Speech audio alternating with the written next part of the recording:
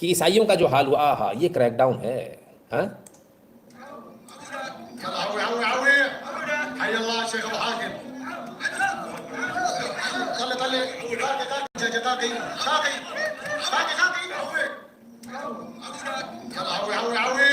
न्याऊ न्याऊ न्याऊ न्या, ये क्या था, न्याऊ न्याऊ न्याऊ न्या।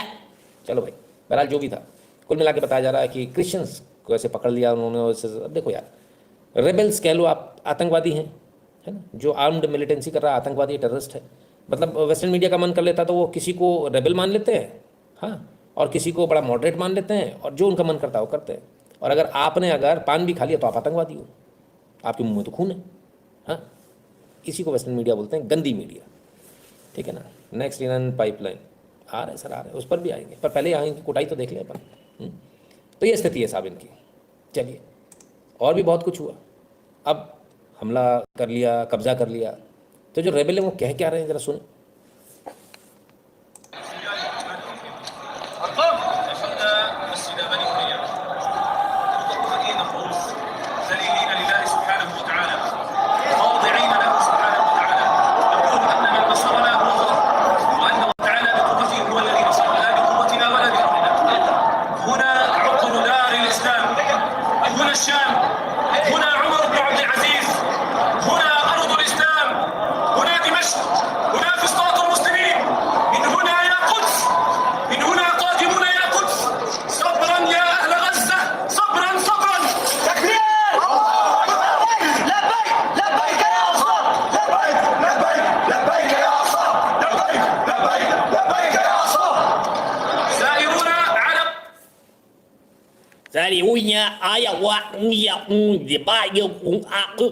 अच्छा वाला गला दिया, अच्छे से बोल ले भाई, ये बकरे की तरह।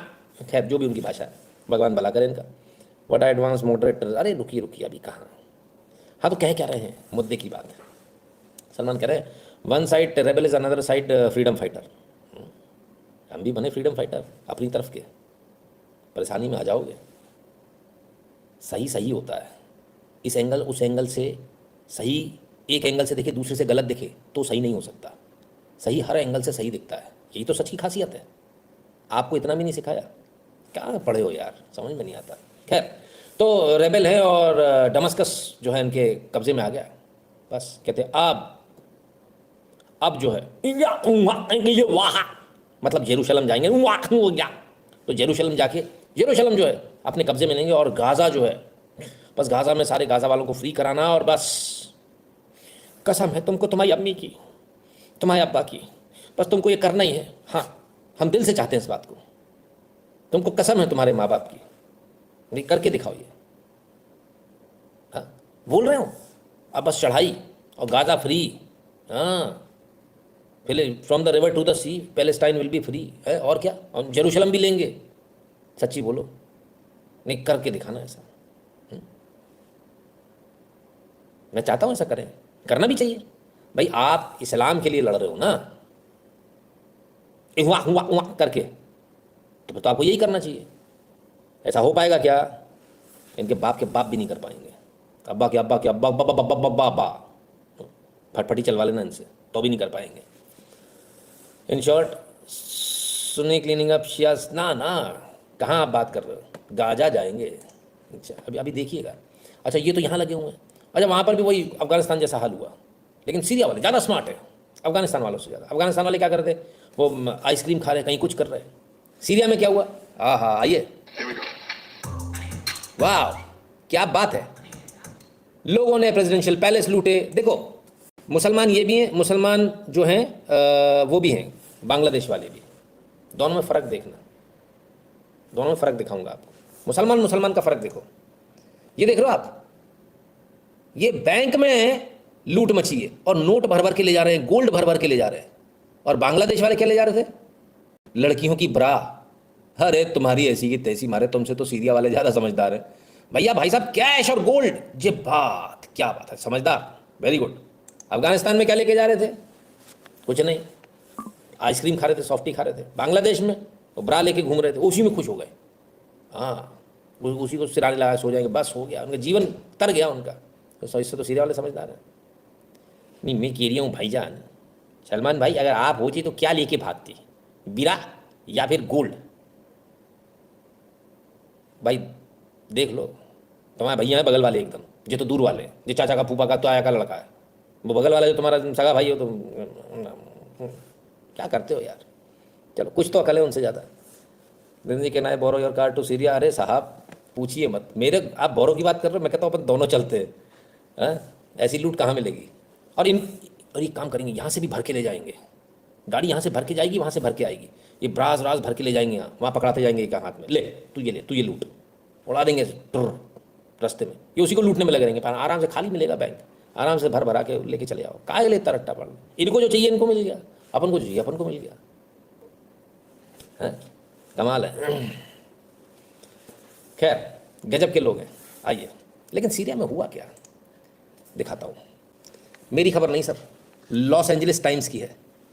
In Syria militants armed by the pentagon fight those armed by the CIA। आई ला, सच में आज भी ऐसा ही हो रहा है। ये तो पुरानी न्यूज़ है, ये आज की नहीं है ना, लेकिन आज भी ऐसा ही हो रहा है। रियलिटी है कि आज भी ऐसा ही हो रहा है। 2016 की ये खबर थी, लेकिन आज भी बिल्कुल यही हो रहा है। सोचिए, वहाँ का अखबार खुद ये लिख रहा है कि मिलिटेंट्स, एक ने पेंटागन को फाइनेंस किया, एक ने CIA को फाइनेंस किया, दोनों आपस में लड़ रहे हैं दनादन। आज भी यही हो रहा है भाई। वो उम्मा का चुम्मा अपना आपस में देख लेना, हाँ ठीक है। तो सीरिया के लिए, अच्छा आगे बढ़ने से पहले एक चीज़ पूछ लो। सलमान है और भी जितने मुसलमान हैं, बस मुझे इतना सा कमेंट करके बता दो यार, मेरी थोड़ी सी मेरी मदद करो कि सीरिया में पहले दिक्कत थी असद था जब तक, अब तो सब सही हो गया, अब तो फ्रीडम फाइटर आ गए। अरे गलत कमेंट कर दिया, पहले मेरी बात का तो जवाब दे दो। अब तो सब सही है, अब तो लगाने की ज़रूरत नहीं है वो जो DP लगा रहे थे सीरिया की, सीरिया सीरिया सीरिया, अब तो नहीं ज़रूरत, अब तो सब सही चल रहा है। पक्का आज आप लोग एनालिसिस देखना, आप लोगों को मज़ा आएगा आपको।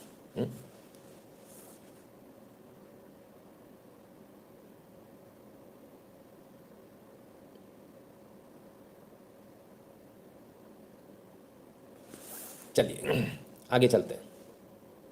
जेरूशलम लेंगे, 2 बार ले चुके, मतलब अल्लाह की मर्जी नहीं थी, दोनों बार छूट गया। क्या क्या बोले।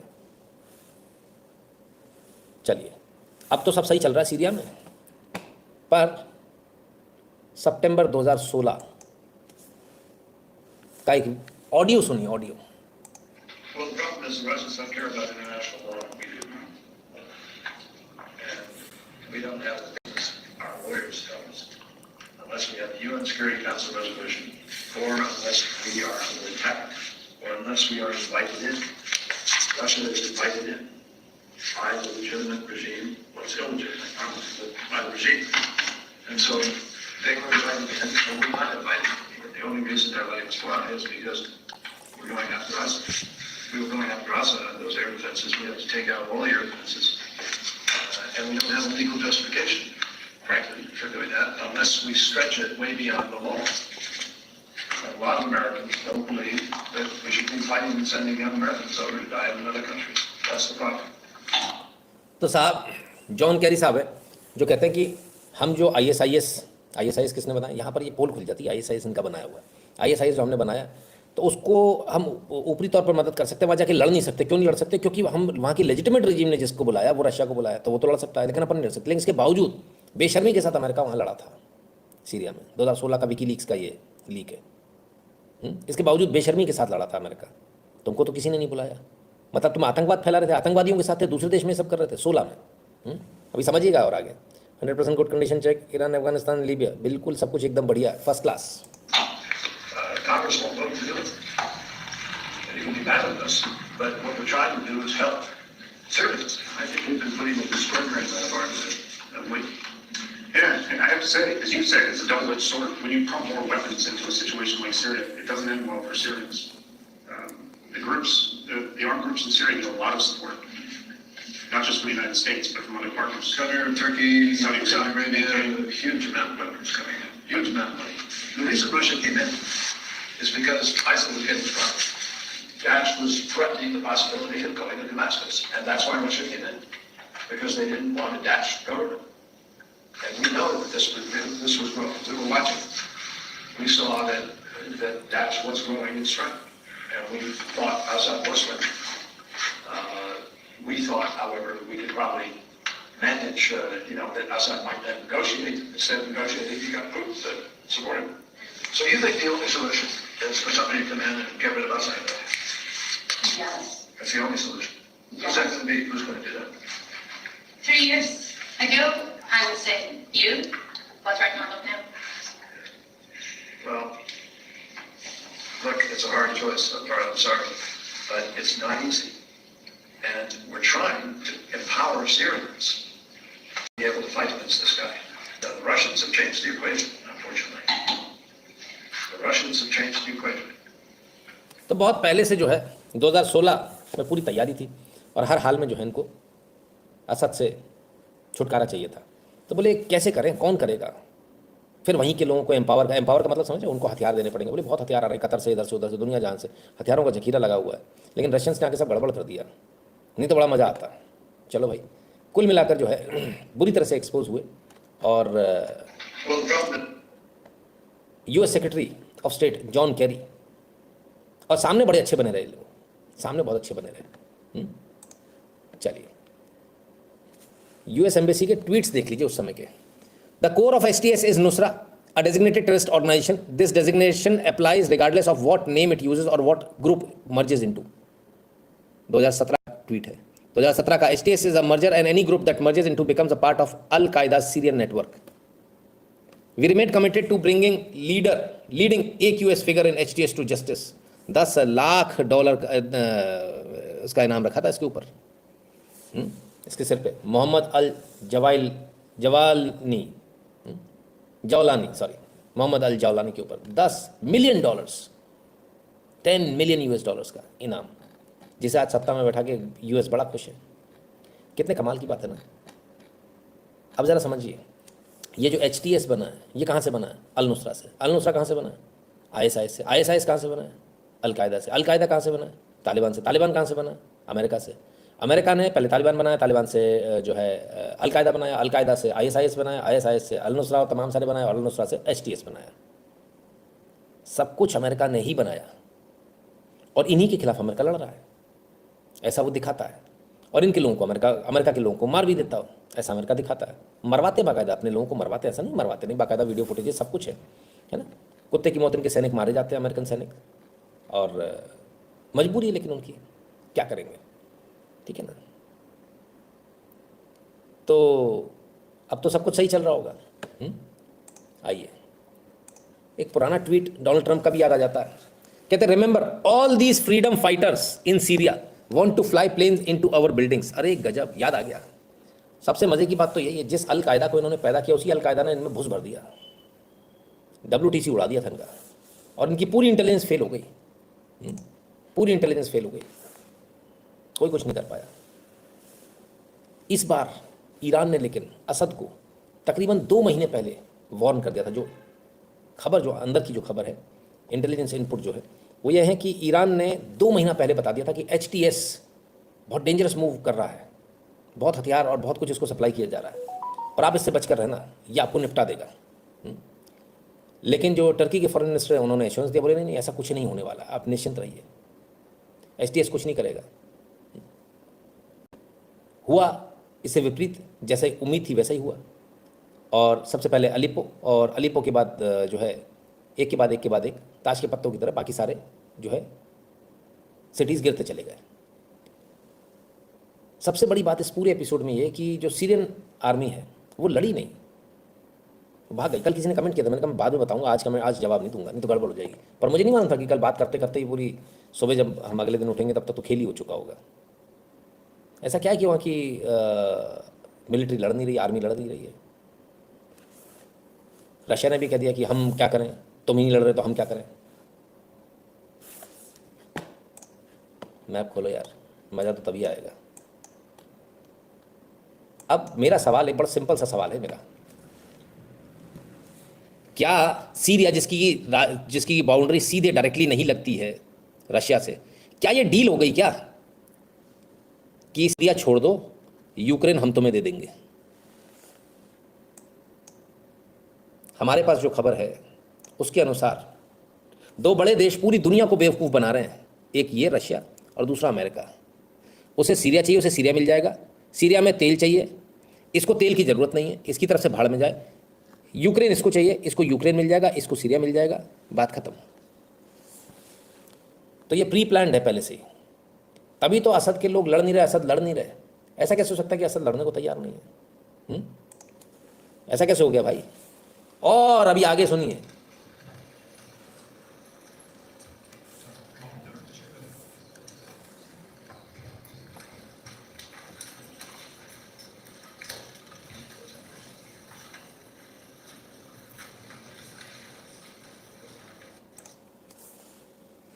बताया जा रहा है कि असद ने जो ऑपोजिशन है, आर्म्ड ऑपोजिशन, उससे नेगोशिएट करने की कोशिश भी करी थी कतर के साथ मिलके। दोहा में इसको लेकर बातचीत भी हुई थी, लेकिन असद को रिज़ाइन करवा दिया गया फोर्सफुली कि रिज़ाइन कर दो। दोहा में जब ये बातचीत हो रही थी तो रिज़ाइन किसने कराया?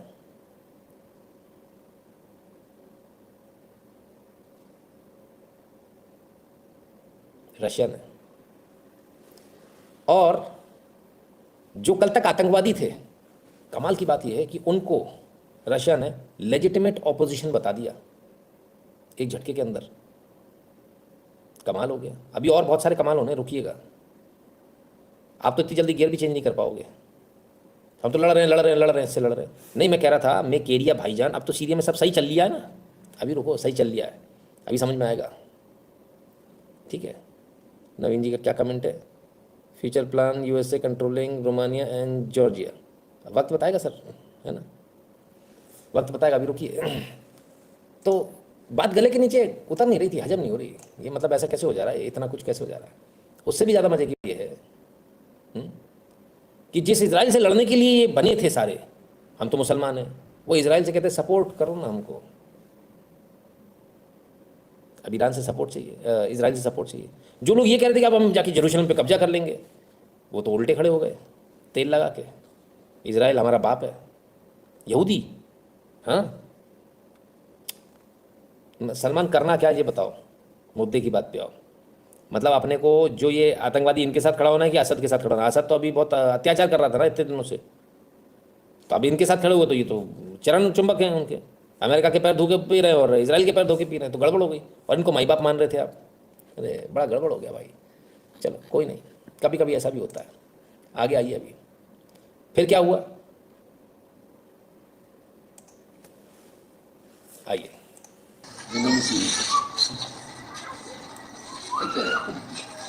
रशियन फोर्सेस वापस जाने लगी।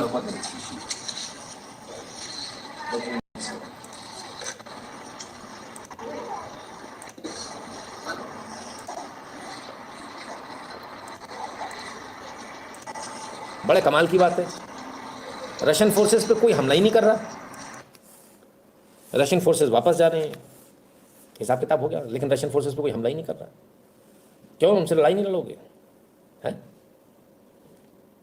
अभी तो बयान ये भी आ रहे हैं कि जो रशिया के जो बेस हैं, नेवल बेस, एयर बेस, तो उनके लिए वो कह रहे हैं कि नहीं, सीरिया के लिए जो ज़रूरी होगा वो किया जाएगा। एक मिनट रुको यार, एक मिनट। ये जो आतंकवादी हैं, ये अमेरिका के सपोर्ट वाले हैं ना, अमेरिका ने इनको खड़ा किया ना, तो रशिया के खिलाफ होने चाहिए ना, और रशिया इनके खिलाफ होना चाहिए। तो रशिया कह रहा कि नहीं नहीं, ये लोग तो सही लोग हैं। अच्छा, और वो कह रहे हैं कि नहीं, रशिया के बेस बने तो उनसे हम कुछ नहीं कहेंगे। ये अमेरिका को गुगली तो नहीं हो गई कहीं? नहीं, मतलब देख लेना, अफगानिस्तान में वैसी गुगली खा के बैठे हो, दूसरी गुगली तो नहीं है। आइए प्रवीण जी, आइए, स्वागत है। ऐसा तो नहीं फिर से एक गुगली हो गई हो? एक बार बहुत पहले रशिया ने ये लिखा था, और लिखा था गुड बाय अफगानिस्तान 1989। AK-47 की गोलियों से लिखा था ये, और उसके बाद से आज तक AK-47 की गोलियां ही चल रही हैं। जब गुड बाय अफगानिस्तान लिखा था, सोचिए, हम एक मिनट के लिए ज़रा समझते हैं। ये USSR था, और कहाँ तक था ये भूल जाइए सब, ये कुछ नहीं था। ये USSR यहाँ तक था, ठीक है, और अफगानिस्तान में इसकी सेना थी, यानी ठीक पाकिस्तान के पीछे।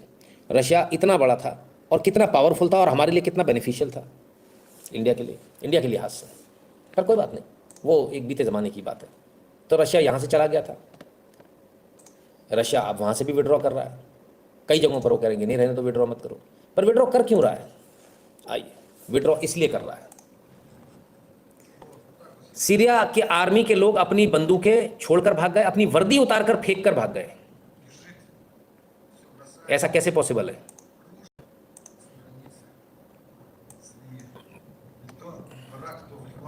इराक भाग गए, लेबनान भाग गए, ईरान भाग गए।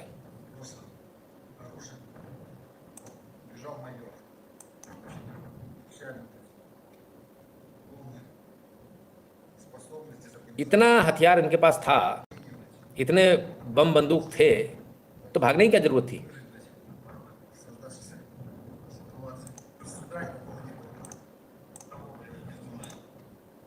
लड़ते भाई तो लड़े क्यों नहीं? लड़े क्यों नहीं?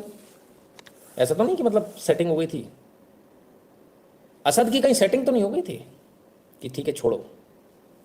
हाँ, अमेरिका से कहीं सेटिंग तो नहीं कर ली थी? या असद के नीचे जो कमांडर्स हैं जो, अच्छा एक बात बताइए, मैं आपसे एक बात सिंपल सी पूछूं, किसी भी देश का कोई भी सैनिक हो, क्या वो सैनिक ऐसे छोड़ के भागेगा? नहीं भागेगा, जब तक कि उसको ऊपर से आदेश नहीं आए। तो ये आदेश किसने दिए? तो आदेश देने वाले जो मिलिट्री के जो टॉप के कमांडर थे, क्या वो बिक गए थे? देखो बिके तो हैं लोग, ज़बरदस्त बिके, बहुत ट्रांजेक्शन हुए पैसे के सीरिया में, इतने कि आप सोच भी नहीं सकते। सब बिक गए भाई, मामला गड़बड़ हो गया, देश पूरा गिर गया, सरकार गिर गई। अब तो सब कुछ सही चल रहा है, अब तो कोई दिक्कत नहीं है। अभी मज़े लूँगा, रुको, अभी बोल नहीं पा रहे बेचारे कि दिक्कत है या नहीं, मालूम है बोले तो गड़बड़ हो जाएगी। Sir, same modus operandi CIA and FISRF Russia interference for Homi Bhabha and Shastri Tashkent mysterious disappearance in the same year 1997 not seems coincidence, but nowadays state sponsored co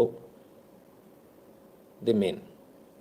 बिल्कुल विवेक जी, देखिए आप इसको समझिए, ये जो कुछ भी हो रहा है ये अपने आप में इतना बेहतरीन केस है, और ये हर बार हो रहा है, लेकिन समझ में तब आता है जब सब कुछ हो चुका होता है कि आप पल्ले नहीं पड़ रहा आपको हो क्या रहा है। हाँ?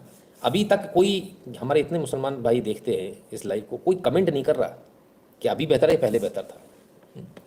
खैर, तो छोड़ के भाग गए, किसके आदेश से? किसी ने तो आदेश दिया होगा, तभी तो छोड़ के भागे होंगे, और वो लोग बिक गए जिन्होंने आदेश दिए थे। सही हुआ, अब तो सही है सब कुछ सीरिया में, कोई दिक्कत तो नहीं। अब तो फाइटर्स सब आ गए ना चारों तरफ बाउंड्री पे, हैं, सीरिया वाली बाउंड्री पे, इजराइल वाली बाउंड्री पे उधर लग गए, अब तो कोई दिक्कत नहीं है। आइए देखें,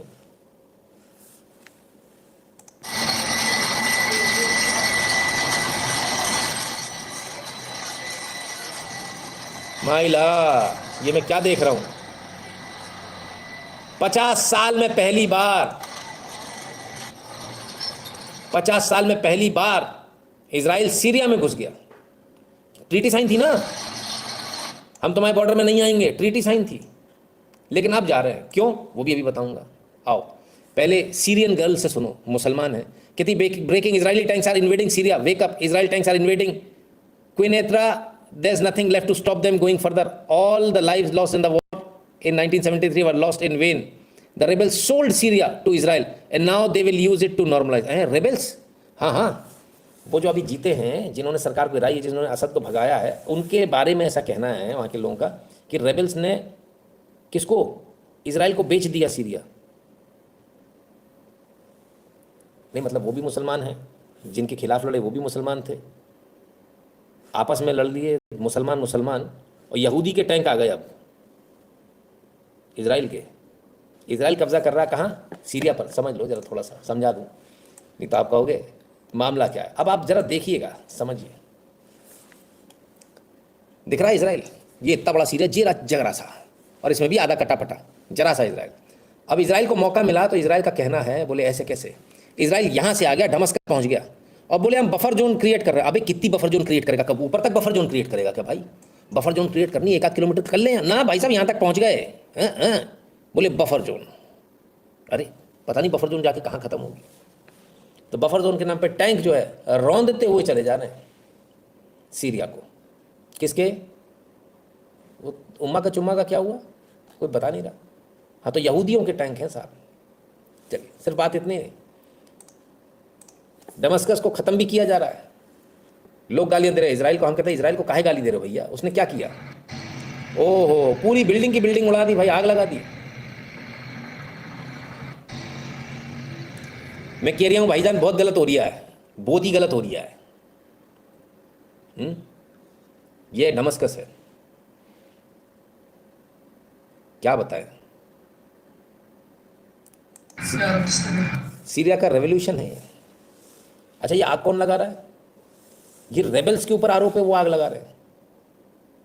ठीक है, रेबल्स कह रहे हम नहीं लगा रहे, इजराइल लगा रहा है। इजराइल लगा रहा है, मैं तो कुछ कर ही नहीं रहा हूं, पता नहीं आग अपने आप कैसे लग गई। समझ में नहीं आ रहा भैया क्या हो रहा है। मतलब आप लोग बता दो इजराइल में सब सही, सीरिया में सब सही चल रहा है कि नहीं, बाद में कहोगे ये गड़बड़ है वो गड़बड़ है, पहले समझा दो हमको। तो 11,000 साल पुराना जो बिल्डिंग्स है उनमें आग लगा दी गई है, जो शहर है, सॉरी दमस्कस।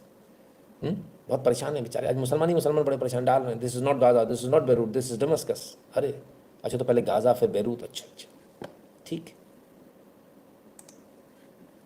तो ऐसा क्यों हो रहा है?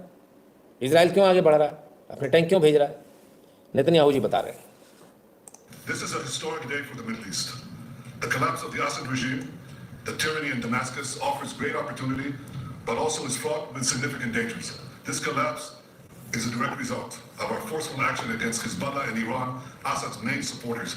It set off a chain reaction of all those who want to free themselves from this tyranny and its oppression. But it also means we have to take action against possible threats. One of them is the collapse of the Separation of Forces Agreement from 1974 between Israel and Syria. हाँ, 1974 में हमारा agreement हुआ। अब क्योंकि वहाँ सरकार बची नहीं तो एग्रीमेंट खत्म हो गया ना, तो हमको मौका मिल गया अंदर जाने का।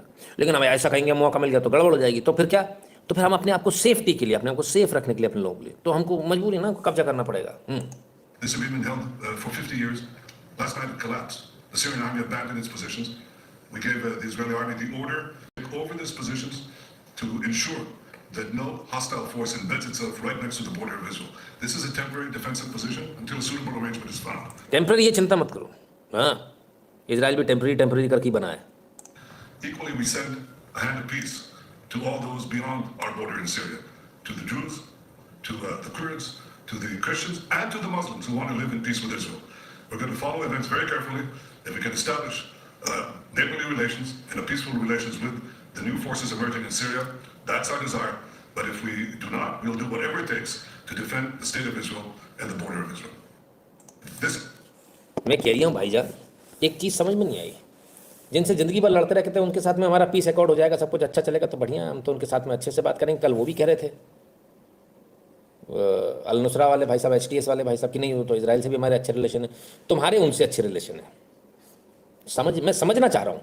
HTS वाले कहते हैं कि नहीं, हम बदल गए और हम इजराइल से भी अच्छे रिलेशन रखेंगे, फ्रेंडली रिलेशन रखेंगे, हमारा पड़ोसी है। ओके, इजराइल कह रहा है हम जो नई रिजीम जो आई है, जो तख्ता पलट हो गए, जो नए लोग जो आए, उनसे हम अच्छे रिलेशन रखेंगे। ओके, तो टैंक का ही चला रही है यार, फिर तो ऐसे फेंसिंग वेंसिंग की जरूरत नहीं, चूने की लाइन डाल लो दोनों में, जब आपसी सहमति है तो फिर कब्जा करने की जरूरत है। बफर जोन बनाने के नाम पे जो आप घुसे चले जा रहे हो, उसकी क्या जरूरत है? कितने पैसे खाए रेबल्स वालों ने।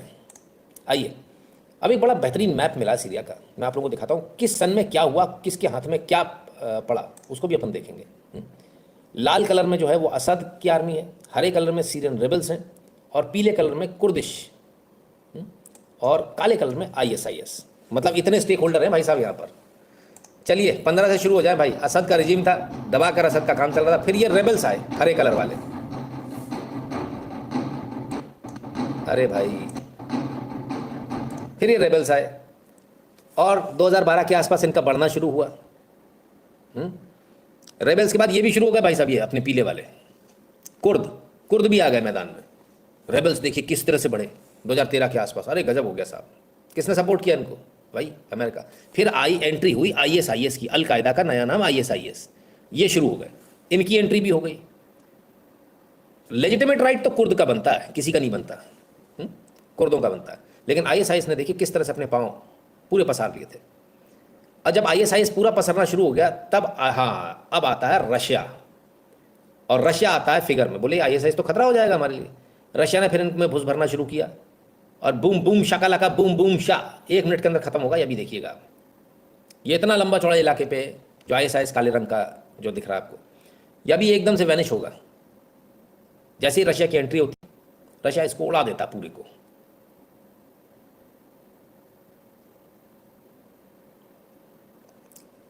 ये स्थिति काफी देर तक, अब ये देखिए कुर्द कुर्द मजबूत हो गए यहां से, हमने कहा ना कुर्द का लेजिटिमेट राइट है, अब ये खत्म होना शुरू हुआ। और ये देखिएगा ये अभी बड़ी जल्दी समटेगा। 2016 से जो है कौन एंट्री मारा? रशिया। और जैसे ही रशिया ने एंट्री मारी इस युद्ध में, वैसे ही चीजें बदलनी शुरू हो गई।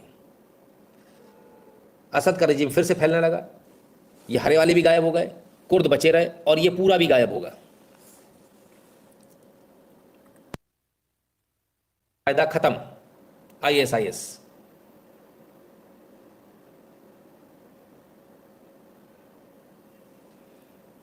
और कुर्द एक बड़े इलाके पर कुर्दों का कब्जा था।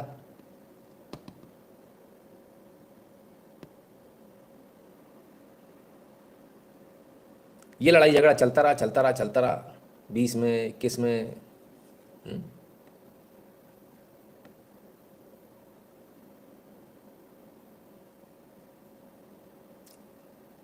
और इसके बाद अचानक से रेबल्स हावी हो गए, और अभी एकदम से पूरा ग्रीन दिखेगा आपको। ये लीजिए, सरकार गई, असद का रजीम खत्म, जो लाल कलर वाला था, हरा रजीम एक झटके के अंदर हो गया। असद जो है 50 साल इनके परिवार ने राज किया सीरिया पर, 50 साल में कुछ कर नहीं पाए। क्यों नहीं कर पाए उसको भी देखेंगे अपन। पर उससे पहले खबरें सबको मिली थी, असद को मिली थी। तब उस समय असद हंस रहे थे। जब मुन्नार गद्दाफी ने इस बात को कहा था कि ये खतरनाक है, सद्दाम हुसैन को मारा, कल हम में से किसी का नंबर होगा, तब ये हंस रहे थे।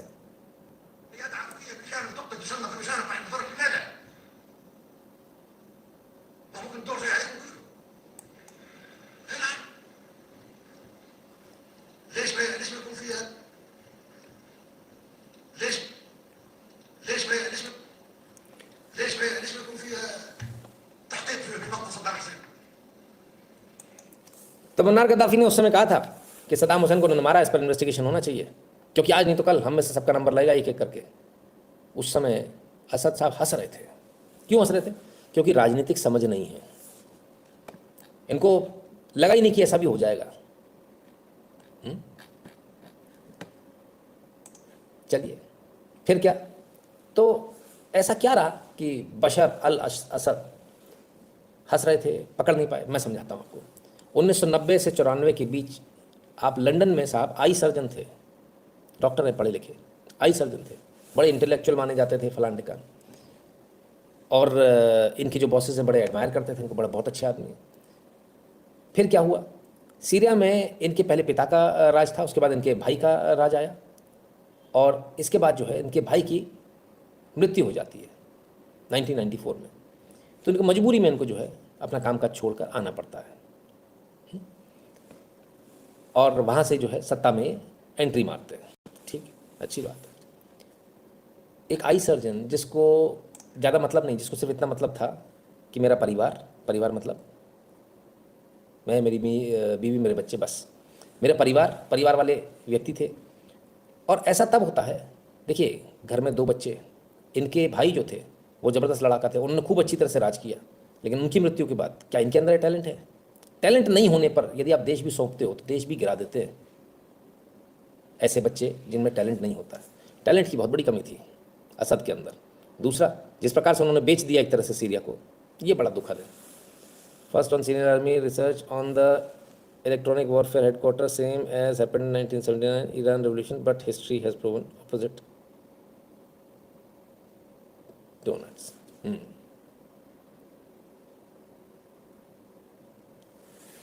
अब इस पूरे मैटर को जरा समझें, आखिर ये मैटर हुआ कहाँ से। तो 2011 के आसपास 15 साल का एक लड़का ग्राफिटी दीवार पर लिख देता है, और क्या लिखता है? Your turn doctor. और वो असद के लिए लिखता है। इसके बाद जो है इसके ऊपर कार्रवाई होती है। इससे जनता में रोष और बढ़ जाता है, और जनता में पकड़ इनकी कम होती चली जाती है। अब जो है जिस लड़की के ऊपर क्रैकडाउन किया उसकी उम्र महज जो है 13 साल के आसपास थी। इससे बाकी लोग और भड़क गए, और एक सेंटिमेंट क्रिएट हो गया गवर्नमेंट के खिलाफ। सीरियन आर्मी के जो कर्नल रायद अल असद थे, उन्होंने भी जो है छोड़ दी आर्मी और एक नया फ्री सीरियन आर्मी बना दिया, एक और स्टेक होल्डर आ गया। और इसके बाद जो है 2013 में इस लड़ाई में केमिकल वेपन्स बताया जाता है, ऐसा वेस्टर्न मीडिया का कहना है कि केमिकल वेपन्स का इस्तेमाल हुआ। चलिए अच्छी बात है। अलीपो आता जाता रहा, 15-16 में भी इधर उधर होता रहा, कोई ऐसी बड़ी चीज़ नहीं थी। और जब भी ज़रूरत पड़ती थी रशिया एयर स्ट्राइक कर ही देता था। अब जो कुर्दिश फोर्सेस हैं ये 17 से जो है ये भी डोमिनेटिंग हो गई। और सीरियन डेमोक्रेटिक फ्रंट 2017 में इन्होंने बनाया SDF, और इन्होंने अपना वर्चस्व शुरू किया। 17 में जो है एक सीज फायर एग्रीमेंट होता है। 2019 में US विड्रॉ करता है। बताइए, ये इस तरह से आए थे, अपने ट्रूप्स को विड्रॉ करता है।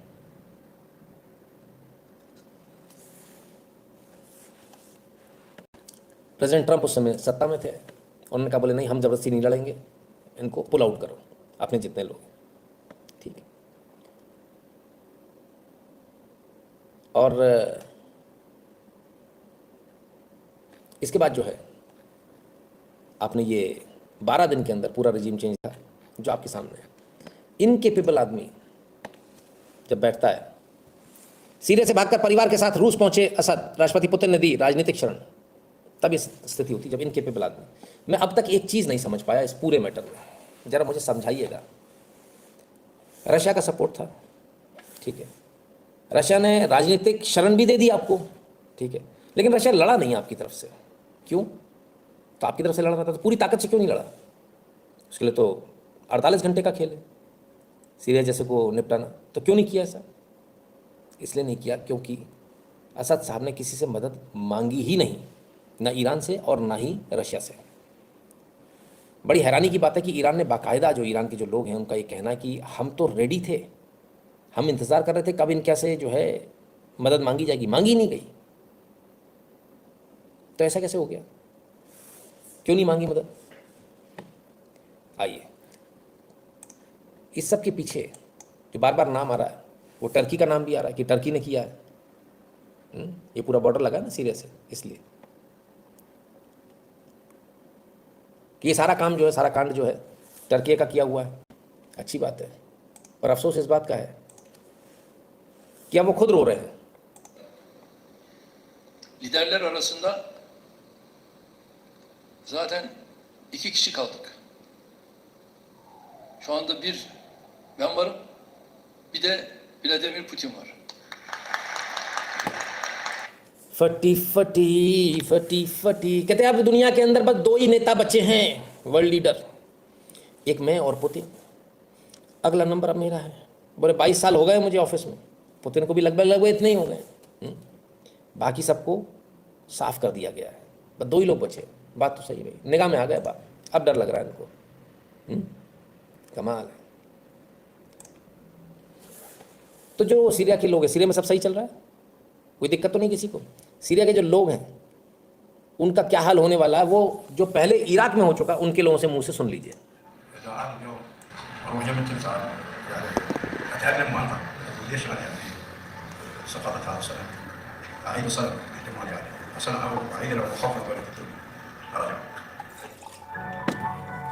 कहते हैं सद्दाम हुसैन की, जब मैंने, ये वो है जिन्होंने सद्दाम हुसैन की मूर्ति को तोड़ के निकाल दिया। बोले आज मैं सोचता हूँ कि मैंने ऐसा क्यों कर दिया, अगर मेरे बस में होता तो मैं जाके दोबारा वो स्टैचू लगा देता, पर अगर मैं ऐसा करूँगा तो मुझे मार दिया जाएगा। सद्दाम हुसैन की बाइक सुधारते थे, फिर क्या हुआ, फिर दोनों के बीच में कुछ कहासुनी हो गई, तो इनको जो है निकाल दिया गया, और न सिर्फ निकाल दिया गया, इनको जेल भी हो गई 1.5 साल की।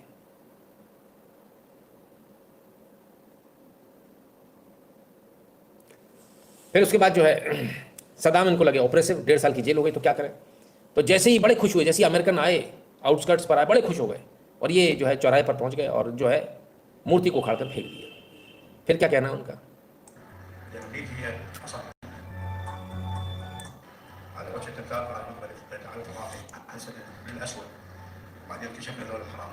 बोले उसके बाद में जो है बड़ा खुश हुआ कि अमेरिकन सरकार आएगी। बोले उसके बाद बड़ा गड़बड़ हो गया, करप्शन हो गया, इनफाइटिंग हो गई, लूटिंग शुरू हो गई, किलिंग शुरू हो गई।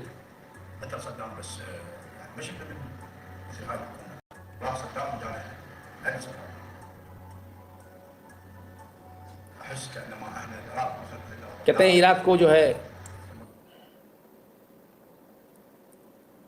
खरीद लिया गया और पहले से भी ज़्यादा गई बीती हो गई। बुश और ब्लेयर दोनों लायर हैं और कहते हैं कि इराक को अब पुरानी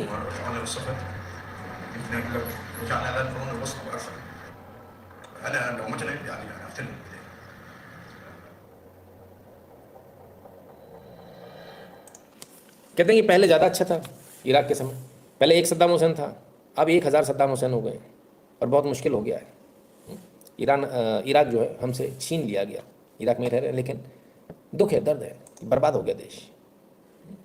चलिए, अभी हमने आपसे क्या कहा था, कहीं कोई सेटिंग तो नहीं हो गई कि सीरिया तुम छोड़ दो और यूक्रेन हम छोड़ देंगे। यूक्रेन में भी सीरिया की तरह आत्मसमर्पण शुरू हो चुका है। Мы, военнослужащие 32-й бригады, нас отправляют на мясные штурмы. Мы не хотим умирать. Призываем своих товарищей сдаться в плен, чтобы война скорее закончилась.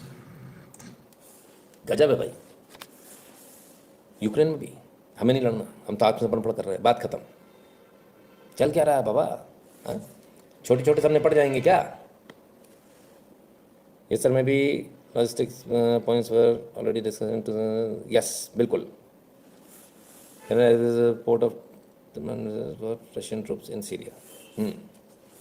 चलिए, इस सब के बीच जेलेंस्की का भी एक वीडियो आया, क्या कह रहे हैं? Що стосується, наприклад, запрошення в НАТО, то тут складно сьогодні говорити з президентом Трампом, бо він ще не в Білому домі, в нього немає всіх юридичних прав.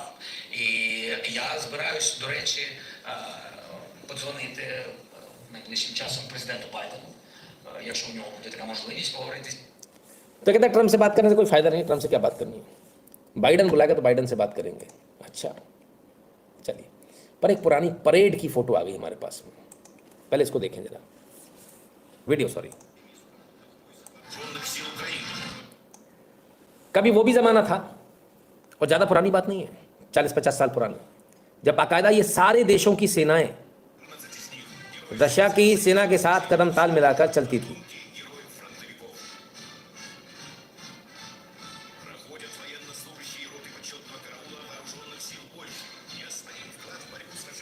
चाहे वो पोलैंड हो, चाहे यूक्रेन हो, चाहे कोई और देश हो। तो ऐसा क्या हुआ इस बीच में?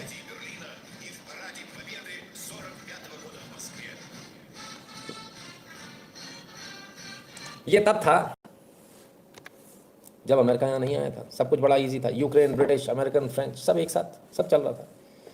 और उसके बाद में जो है 2014 से कहानी बदली, और 14 से जो बदली, 14 क्या बल्कि 4 से ही बोले बदली, और बदलने के बाद ये स्थिति हुई, सब एक दूसरे के खून के प्यासे हैं फिलहाल। तो पूरे इलाके में ब्लड बाथ चल रहा है, गोलियां चल रही हैं, बंदूक चल रही है। अमेरिका में क्या हो रहा है?